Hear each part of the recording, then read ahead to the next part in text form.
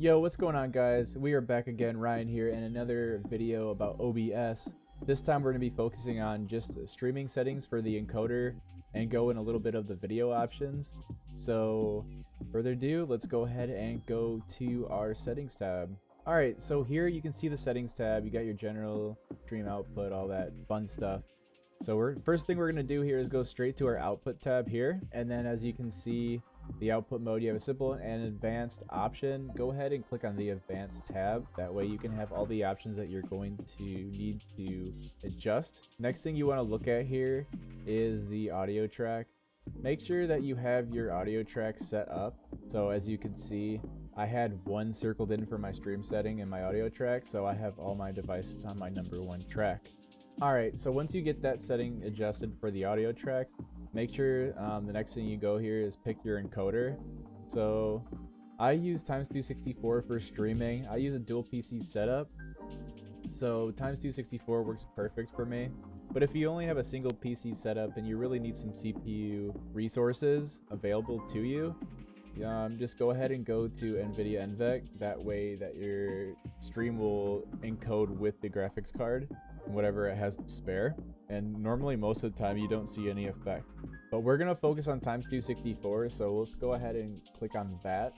The next box you'll see here is to enforce streaming service encoder settings.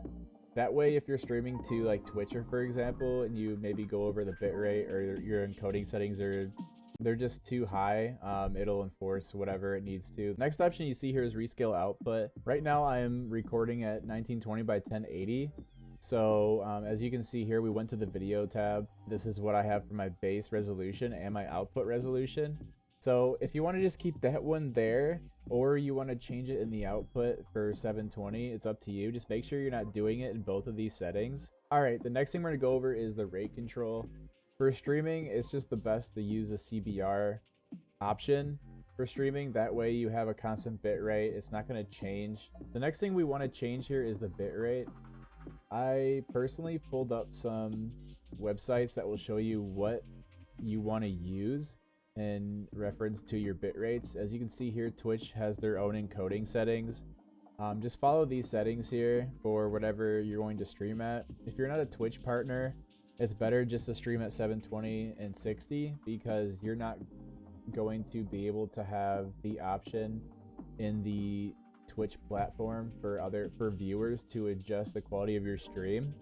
So let's say you're streaming at 1080 by 60, they're not going to be able to change it to 720 because only the partners usually have that option to change the resolution.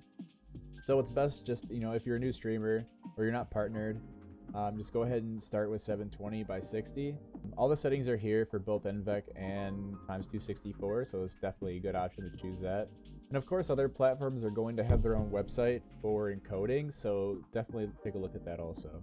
One thing I need to mention about bitrate is your upload speeds. So to figure out your upload speeds, you're going to want to do a speed test. You can just speed test in Google and then do run speed test, and it'll give you the idea of what your download and upload speeds are. As you can see, I have an upload speed of around 68. That's gonna let me pretty much stream at any bitrate I want. Let's say you have a 10 megabytes per second upload speed. The max you're going to maybe want to use is around 7,000 kilobits per second within OBS, as you can see here. The reason why I don't have to worry about it is because mine's so high. So let's say yours is a little lower upload speed. You're going to want to adjust it to what you have. Let's say you have 5 upload speed or 5 megabits upload speed, and then you're going to want to adjust your bit rate to say 2500. That way you're taking half of your upload speed and using the rest for your gaming. Next thing we want to look at is the CPU usage preset.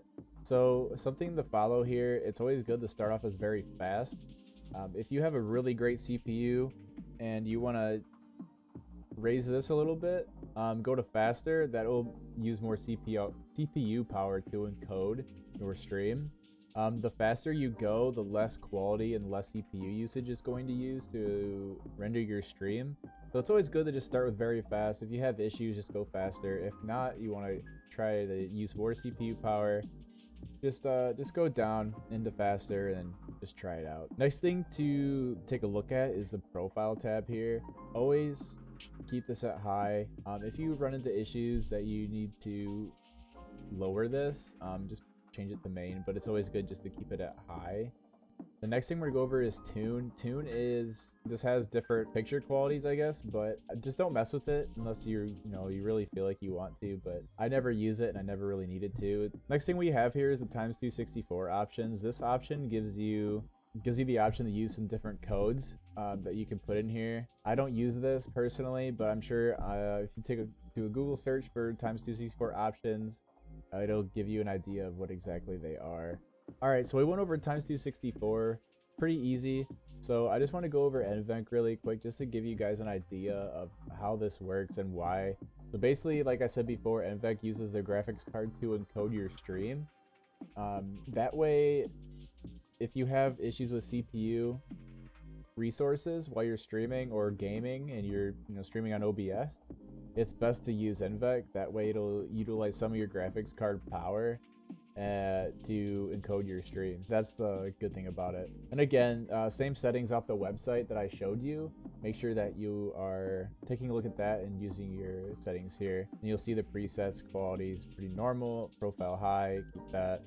So two different unique things here. I don't use look ahead. It'll increase visual quality by only using however many B frames are necessary up to the maximum at the cost of increased GPU utilization. So if you have that little GPU usage to spare, go ahead and click it. I just don't ever use it when I use NVENC.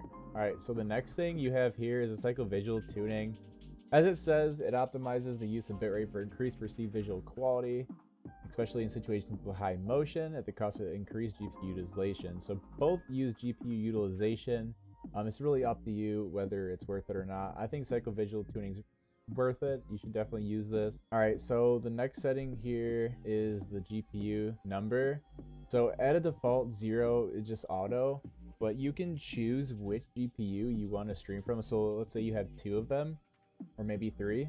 It'll choose a specific CPU to actually record the stream. Alright, the next setting here is max B frames. Max B frames increase the quality of your picture at the cost of GPU utilization, of course. The higher your B frame number will depend on what kind of game you're using or what's rendering on your screen. So let's say you have a lot of motion, it's probably better to use like a max B frames of 2 or maybe 1. I don't know. I wouldn't go as low as 1. Just stick it at 2.